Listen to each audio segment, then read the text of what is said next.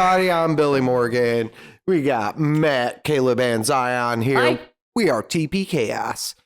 And today we're going to talk about the One D&D feats that they're coming out with in the new Unearthed Arcana. Everybody roll initiative. You've made us do this every time, man. I've rolled like so many ones. Oh, nice. 18. Oh, 10. Hey, Matt, what do you think about the new feats in the Unearthed Arcana? They're not new. I think there's like 2 new ones that I've read. I like the idea that they're actually going to start level gating them. Because, again, if you're a power builder or you're not looking for something thematic, you go for 2 of them, right? You go for lucky and you go for something that suits your build and you don't touch anything else. But if you actually start to like level gate things, the stronger ones become higher level requirements. Then you can actually force people to not break characters at level 4. Yeah. I think that's a good way of balancing the game. Yeah, they do need to kind of limit the power building capabilities. I kind of don't like it that it seems like if you're taking feats away from my choices, you're just limiting them based off of level. I kind of don't like that on some of the builds I've made, but those builds have been power builds mostly. But think about if they add, like, say they truly overhaul and they add, like, say 100 new feats, and each level gets like, 10 new feats added to it. That'd be really cool. But now if you're talking, I think there's 50 something now. You break those up by level, there's going to be what? Like 6 in each level? That's boring. That's really limited. They're going to have to come up with new feats. And I hope they do. That's one thing I really hope to see from them are new creative feats. Because like as a DM and a player, I always kind of want to make my own. But it's so easy to break the game like that too. Like, Yeah. I'm just going to give myself this for a feat, and all of a sudden you've got like, fire dragon breath. And, we know that there are some new ones coming. They talked about the capstone being replaced with a boon, which is an essentially a advanced feat. Yeah. which is going to be new. There's no feats currently that are good enough to be capstones. There's the epic boons that are in the player's handbook or Dean or Dungeon Master's guide that exist. Nobody pretty much uses them. I've been demon for a while now. I don't even remember There those. are, and I've never used them. I didn't know those existed. Yep, so I don't read everything in those books. Most people don't. You never see any material I've on that never stuff, seen a person use an epic boon ever. The Yeah. DM's guide especially is untouched. You're supposed to. A DM is supposed to give them out, but like even then, They're very. It's Nobody a very. What are uses they? Like, just real quickly gloss over what they are. they're super feats basically. But that's about how it. would you earn one? A god gives it to you basically. So the from doing DM an has to epic hand feat. it out. Yes, it is Weird. not something you can get from leveling up or a feat. A DM specifically has to give it to your character. And that's why you never see it, because the DM has to have a plan for it all along, and they usually I've don't. homebrewed that. I've homebrewed stuff like that. I didn't know those existed, but I expect that, because I'm probably going to go look at it now. I expect I will find a bunch of stuff that I don't like and will look back on the stuff that I've homebrewed myself, and I'll like the stuff that I've homebrewed so much more, not because of my biases, because it's just more interesting. But think about that in actual like context, right? So say the party goes out, the party does something heroic. You're going to reward one player with a boon, because obviously you're not going to hand those out to everybody. Well, then you kind of have to, Yeah, or then you're because a that's weird, jerk, right? if you don't. Yeah, I honestly wanted to rip something from a video game I've played, where essentially you get a stone and you get to become what's called a dragoon warrior, where essentially you just become like, you get an extra class, but it's not like, you essentially get an extra class based off of dragons. That's essentially the same thing, but a little more extensive, and that's something that you can kind of hand out slowly because it's an item.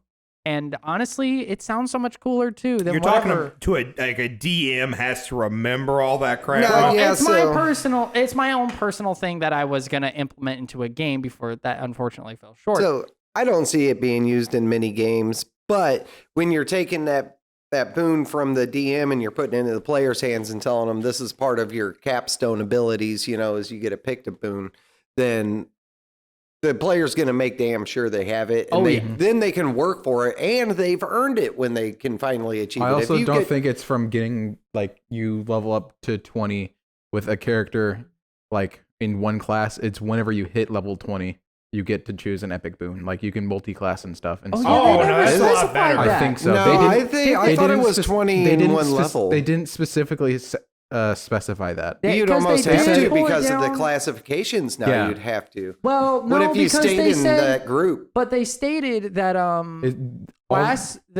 the epic boon at level 20 is something you can pick from a list. They Mhm. said that they do have suggestions for your class for whichever specific class you're playing, but you can pick.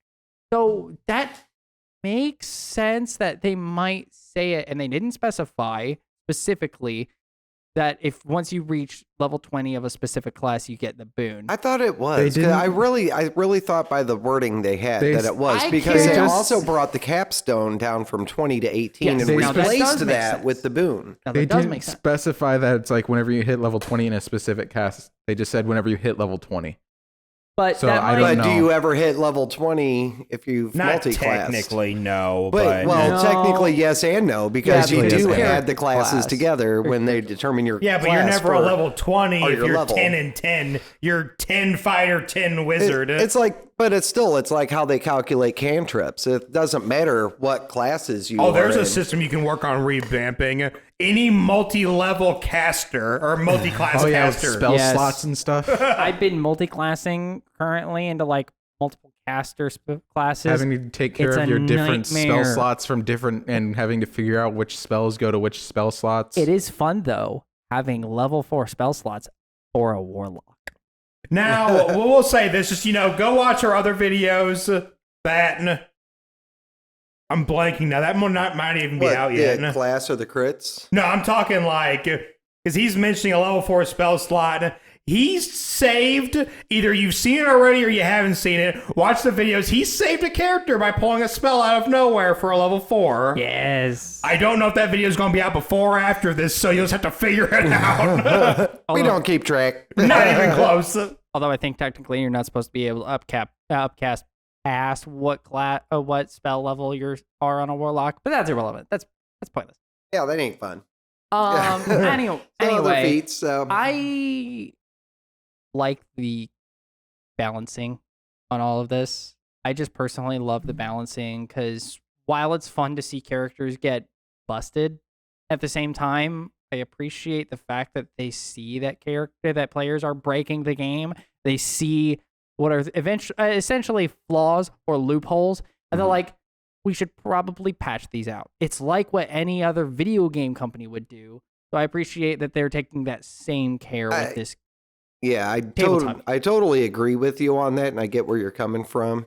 Like, I got the same point, but You're welcome. As a honestly, Mad like, Maxer- I'm going to miss it. Yes. But I realize why they're doing it because you do have to put the rings on. Like, the power creep keeps increasing until like eventually players are just god characters Players running are just around. playing But Dragon Ball. The Yeah, DM right. has the ability to make challenges to face them, though. It, I mean, is. It you gets guys are- ridiculous You after guys a are while. level 10 in my campaign, and would you say you steamrolled a boss? God, No. never. Yeah. No. It's up to the DM to take into consideration how they're wanting to balance everything within their own world. Agreed. It doesn't really. You can still power build, and you can still get wrecked by an encounter. Yeah, but also if you have players that don't power build and ones that do, and you're getting massive feats early on in early levels, I got some characters that can do 2d8 worth of damage around, and I got another guy over here that's pumping out 48 damage consistently every round, 2 or 3 times per round.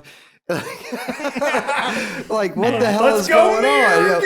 All right, Mountain and what do Mirk. you do? I shoot an arrow. What do you do? I cast fireball, upcharge, sorcerer, lightning shift, and then I'm just going to max damage that for 48 points. I'm going to for max everybody. damage that for 5 million damage. Right. I'm going to shoot you 6 times for an average of 120 damage. I'm going to smack you with my great axe for a total of like 27 damage. Yeah, it gets ridiculous, and you does. need One hit, 3 more attacks. which is fun. Like, we have great time doing that, but at the same time, it does get ridiculous. And I think the biggest part, like, yeah, you can adjust for that, but you also need to bring the characters closer to the same level of power. Even if some are geared more towards role playing and others are towards action, they still need to have about the same type of capabilities. But at that's a certain something that level. has to be done from the creation aspect. Like Wizards would have to go back in, say these classes right here. Let's say Ranger, because I hate Ranger, and then Bard, right? And those two classes are always listed as being the weakest ones.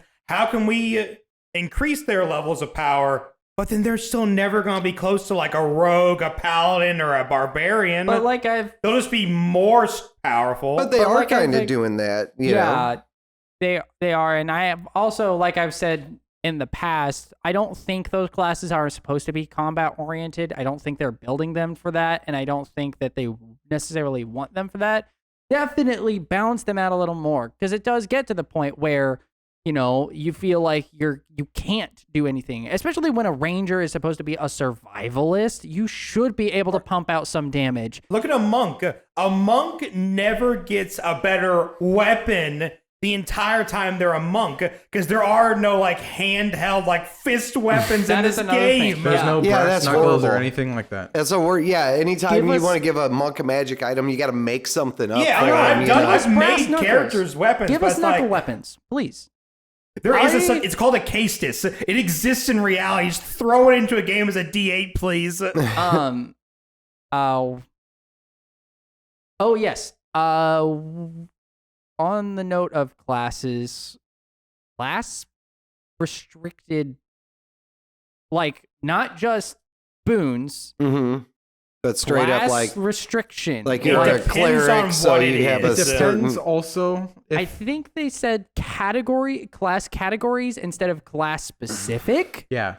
So I think that's a little better, because you have expert feats, warrior feats, priest feats, and mage feats. But at the same time, So when you say restricted, because it's again, like this is all it's Unearthed Arcana. It's not set in stone yet. When you say restricted, you're saying that no other class Or group can get what these other ones have. Yes. Now that could be fine, or that could be absolute BS, depending on how powerful that is. yes. And then we go back to the balancing issue. Is that really balancing the classes? Yeah, it is, because if if it's powerful and you're giving it to them, you're giving it to them for a reason and keeping it away from the other classes for a reason. try to do creating that. that balance, because when you get into doing multi-classing, that's when you're doing your power builds and stuff, and there might be some stuff you want to take away just because it's broken. You don't get a coffee lock or something like that, And Shout out to the coffee lock. Oof. I love the it. coffee People- lock is messed up. People find stuff like that and they break the Like, game. So then actually- you could be like, no, you can't have that ability, but this person can, because they can't get But infinite spell at the slots. same time, though, What about like the meta magic adept? That might become limited to the mage classes only, which would lock that out of certain classes like the bard, or and that would be clerics. or clerics, and that would be interesting, because then I could see it being taken wizard- out of clerics, because now that is technically a separate classification. You Yeah. got your divine, then you got like, your just Mage. using meta magic Mage. adept as an example. It's like that could become a sense of balancing in a good way, where again, the cleric, that if you have the ability to go meta magic adept with a cleric, I mean, you could get some seriously busted stuff already. I mean, people do that to get their Yeah, they to do the get that- Tempest Cleric, Yeah. and then they get their Divine Intervention at level 2 to max lightning damage. Then you And- can meta magic to twin spell that, so you're and sure, double max actually, that would damaging also restrict that from twice. paladin as well. Now Mhm.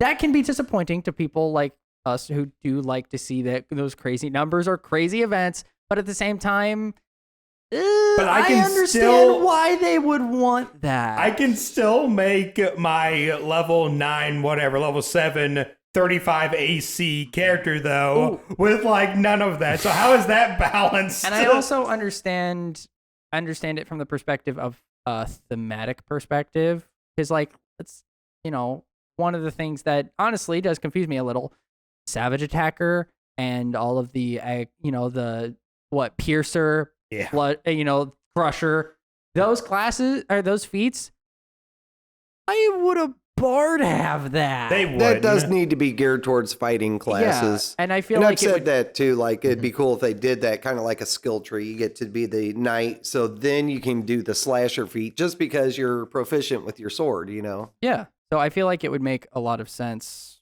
But overall, it does Thematically seem and like they're balanced. trying to just make things more customizable, just like more well-rounded things. Yeah. Again, I'll reserve judgment until I can actually physically read the rules, and we do a play test to see. Because doing the play test we did the last time on the channel, you saw how well that worked out. So we'll see. Yeah, but stick around and we'll do a playtest and check that one out. See how you guys think. Comment on what do you think the rules should be. Like, subscribe, blow me a kiss. Bye. Bye. Bye. Thank you guys for checking out today's video. We post videos every Monday, Wednesday, and Friday for more glorious D&D content. Please like, comment, subscribe, throw it all down below. We always appreciate it, and we will see you guys next week.